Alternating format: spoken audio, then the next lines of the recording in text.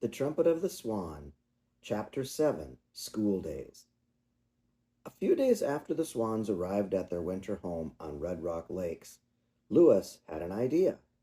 He decided that since he was unable to use his voice, he should learn to read and write.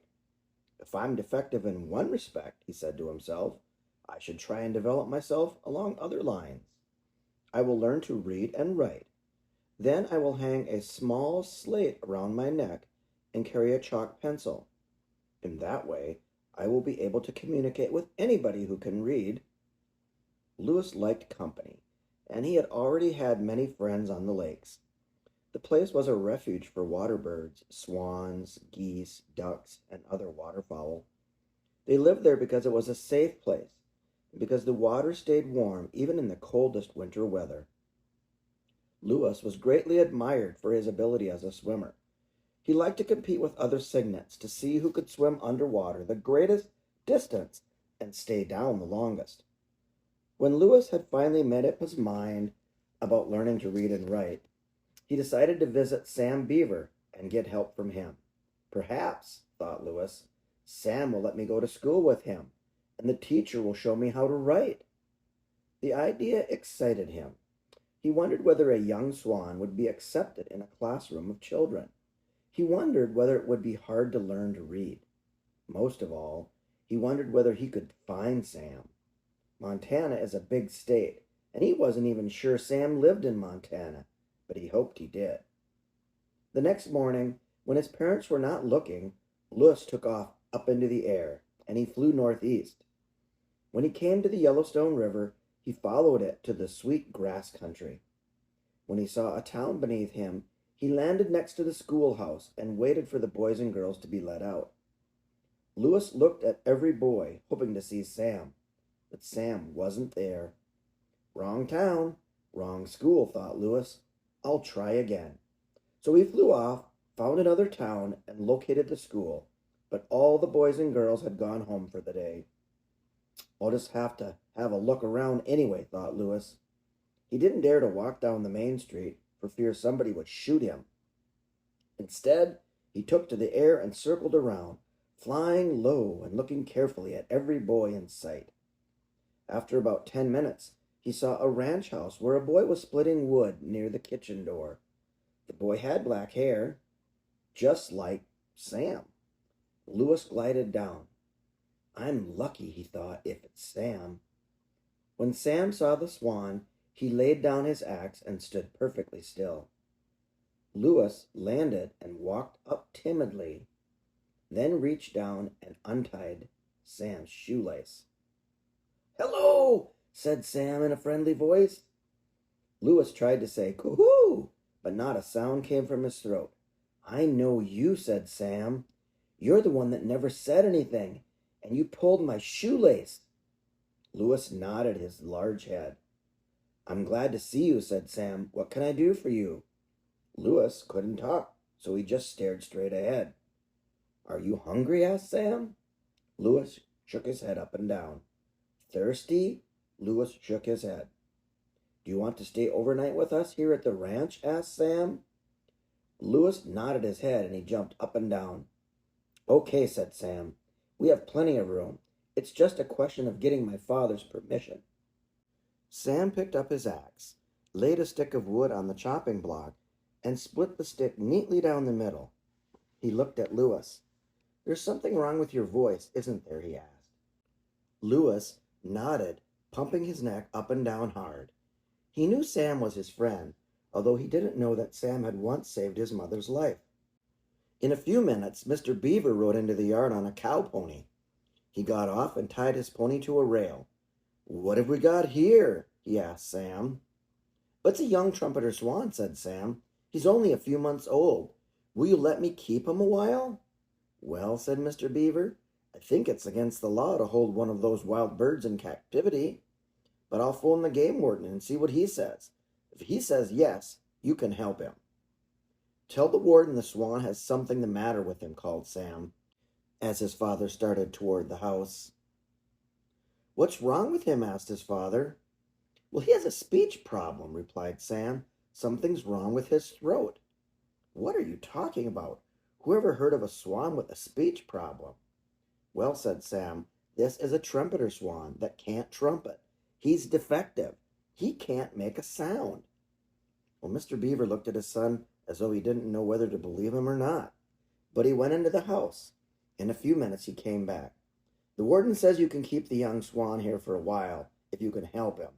But sooner or later, that bird will have to go back to the Red Rock Lakes, where he belongs. The warden said he wouldn't let just anybody have a young swan, but he'd let you. He'd let you have one because you understand birds, and he trusts you. That's a compliment to you, son. Mr. Beaver looked pleased.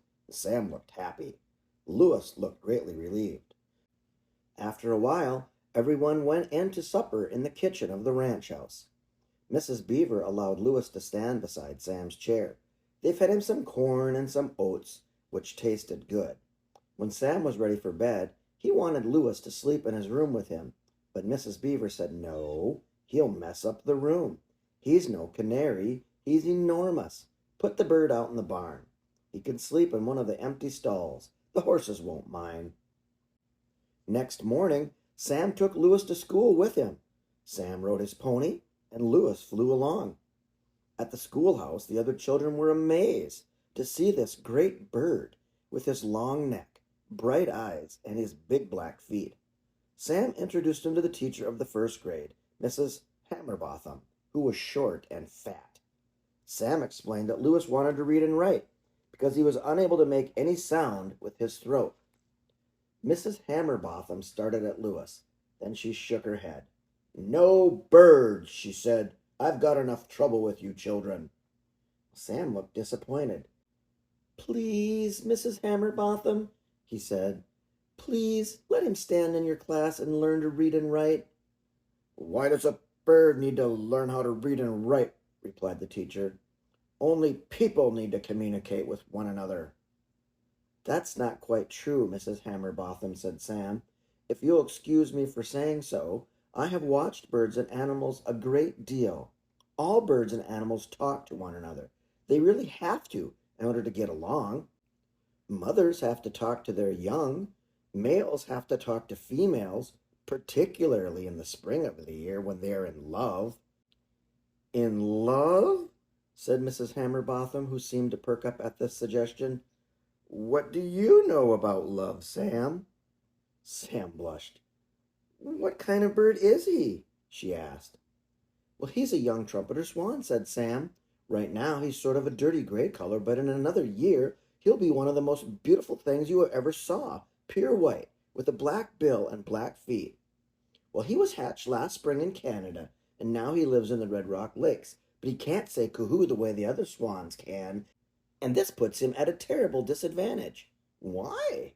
Asked the teacher. Because it does, said Sam. If you wanted to say coo-hoo and couldn't make a single solitary sound, wouldn't you feel worried? I don't want to say coo-hoo, replied the teacher. I don't even know what it means. Anyway, this is all just foolishness, Sam. What makes you think a bird can learn to read and write? It's impossible. Well, give him a chance, pleaded Sam. He is well behaved and he's bright, and he's got this very serious speech defect. What's his name? I don't know, replied Sam. Well, said Mrs. Hammerbotham, if he's coming into my class, he's got to have a name. Maybe we can find out what it is. She looked at the bird. Is your name Joe? Louis shook his head no. Jonathan? Louis shook his head no. Donald? Louis shook his head again. Is your name Louis? Asked Mrs. Hammerbotham. Louis was surprised and nodded his head very hard, pumping his neck up and down and flapping his wings. Great Caesar's ghost! Cried the teacher. Look at those wings! Well, his name is Louis, that's for sure. All right, Louis, you may join our class. Stand right here by the blackboard, and don't mess in the room either. If you need to go, go outdoors for any reason and raise one wing. Louis nodded. The first graders cheered. They liked the looks of the new pupil and were eager to see what he could do. Quiet, children, said Mrs. Hammerbotham sternly. We'll start with the letter A. Well, the teacher picked up a piece of chalk and made a big A on the blackboard. Now you try it, Louis. Well, Louis grabbed a piece of chalk in his bill and drew a perfect A right under the one the teacher had drawn. You see, said Sam, he's an unusual bird. Well, said Mrs. Hammerbotham, A is easy. I'll give him something harder. She wrote C-A-T, cat, on the board. Now let's see you write cat, Louis. Louis took the chalk and wrote cat. Well, cat is easy too, muttered the teacher. Cat is easy because it is short.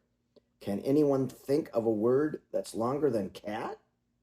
Catastrophe, said Charlie Nelson, who sat in the first row. Good, said Mrs. Hammerbotham. That's a good hard word, Charlie. But does anyone know what it means? What is a catastrophe? An earthquake, said one of the girls. Correct, replied the teacher. What else? War is a catastrophe, said Charlie Nelson. Correct, replied Mrs. Hammerbotham. What else is? A very small red-headed girl named Jenny raised her hand. Yes, Jenny? What is a catastrophe? In a very small, high voice, Jenny said, When you get ready to go to a picnic with your father and mother, and you make peanut butter sandwiches and jelly rolls, and put them in a thermos box with bananas, and an apple, and some raisin cookies, and paper napkins, and some bottles of pop, and a few hard-boiled eggs, and then you put the thermos box in your car, and just as you are starting out, it starts to rain, and your parents say there is no point in having a picnic in the rain. That's a catastrophe. Very good, Jenny, said Mrs. Hammerbotham. It isn't as bad as an earthquake, and it isn't as bad as a war, though. But when a picnic gets called on account of rain, it is a catastrophe for a child. I guess. Anyway, catastrophe is a good word. No bird can write that word, I'll bet. If I could teach a bird to write catastrophe, it'll be big news all over Sweet Grass Country, and I'll get my picture in Life magazine. I'll be famous, said the teacher. Thinking of all these things, she stepped to the chalkboard and wrote C-A-T-A-S-T-R-O-P-H-E, catastrophe. Okay, Louis, now let's see you write that. Well, Louis picked up a fresh piece of chalk in his bill. He was scared. He took a good look at the long word. A long word, he thought. It's really no harder than a short word. I'll just copy one letter at a time, and pretty soon it will be finished. Besides, my life is a catastrophe. It's a catastrophe to be without a voice. Then he began writing C-A-T-A-S-T-R-O-P-H-E. He wrote them all down, making each letter very neatly. When he got to the last letter, the pupils started clapping and stamping their feet and banging on their desks, and one boy quickly made a paper airplane and zoomed it into the air, and Mrs. Hammerbotham rapped her desk for order. Very good, Louis, she said.